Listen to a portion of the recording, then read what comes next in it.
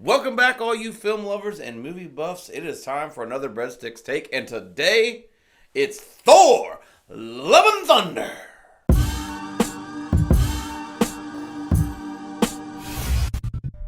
Okay, so let me tell you something. I am a big Thor fan, right? In the Marvel universe, you've got all these superheroes, and you've got the Avengers, and Thor's part of the Avengers, and all that. But in the Marvel universe, the Guardians of the Galaxy and the Thor spin-off movies, those are my favorites. Those are the ones I really like.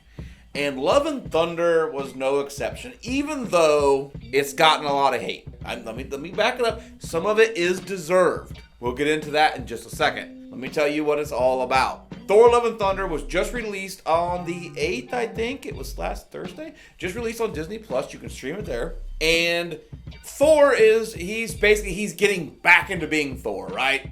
It starts out with a little cameo from the Guardians of the Galaxy. Chris Pratt is there. You know I love Chris Pratt. And they're fighting, and Thor's getting back into being Thor, and he wins the battle, and he's trying to become Thor. He's coming out of his depression, right? If you've been following the movies. And he gets basically called New Asgard, right? There's a new villain, the God Butcher, okay? Played by Christian Bale. And I have to say, Christian Bale just nailed that role. He was a great bad guy. Kind of creepy and scary, but he was a great bad guy. And if you want to know what kind of bad guy he was, it's right there in the name, God Butcher, right? He's running around, he's killing gods. That's what he's doing. He's running around killing gods. So Thor has got to stop the God Butcher. The God Butcher is coming for New Asgard, which was established on Earth. He's coming for New Asgard to kill Asgardian gods. And Thor gets rung up, and he's got to come back, and he's got to try and save Asgard. So in this process, he gets back there, and he runs into Natalie Portman. Okay, Natalie Portman from the first couple of movies. She was his first love, right? He kind of fell in love with her on Earth, and blah blah blah. Stuff happened. We're not going to rehash all the old movies, but they're separated. It didn't work out, and he comes back, and now she's a Thor, and she also. Okay, tune out if you don't want to hear this. It's not a spoiler, okay? You find out in the first 20 minutes of the movie, okay? It's not a spoiler. You find out she has cancer, okay? She's dying of cancer. So you find that out pretty early in the movie. Thor comes back, finds out that she's a Thor now, and which is exciting, and he's still in love with her, right? He's still crazy about her, and she's a Thor. He doesn't know she has cancer. So that plot kind of plays out in the back. The main plot is Christian Bale. He's the God Butcher. He's coming to kill the new Asgard, the new Asgard gods. The King of Asgard gets a hold of Thor. Thor comes back, and there's a lot going on, right? There's a lot happening. But let's get into why the movie got so much hate. And I got mixed feelings on this, because I understand a lot of people didn't like the movie because it was too goofy. The first couple of Thor movies, right? Thor and then Thor: Dark World. They were more serious. They were more action. They were more what you think a Thor movie would be. This movie was actually the last couple of movies, Thor Ragnarok and Thor: Love and Thunder, were kind of goofy comedy movies, right? They kind of turned Thor into a bit of a goofball, a bit of a clown. And a lot of people didn't like that. A lot of people were kind of not about it. They're against it. They just kind of thought it was stupid and clownish.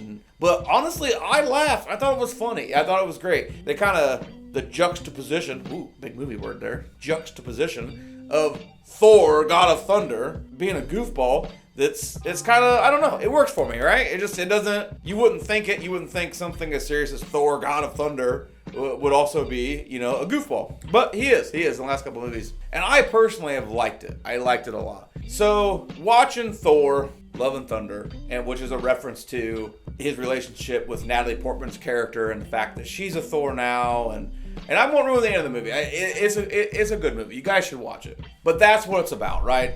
I kind of long-winded, sort of beat around the bush to say that Christian Bale is the God Butcher. He's killing the Asgardians, and the King of Asgard calls Thor to come back and defend the new Asgardians. Runs into Natalie Portman. She's a Thor.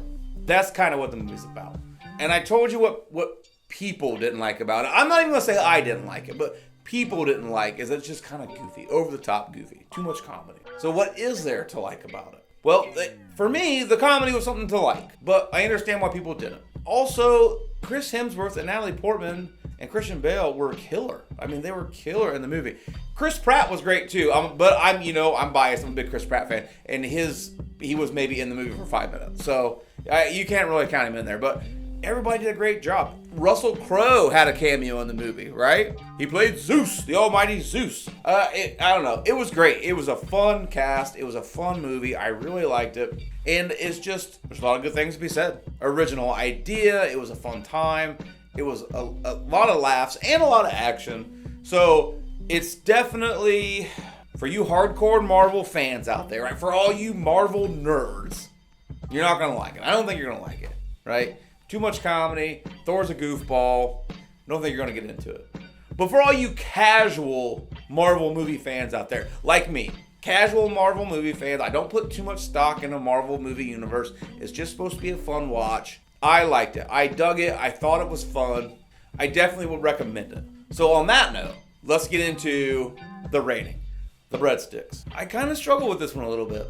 I kind of struggled because I feel like I want to give it a 4. Like, it's definitely my flavor, and I would recommend it. You should check it out. But a lot of people didn't like it, man. A lot of reviews online were bad.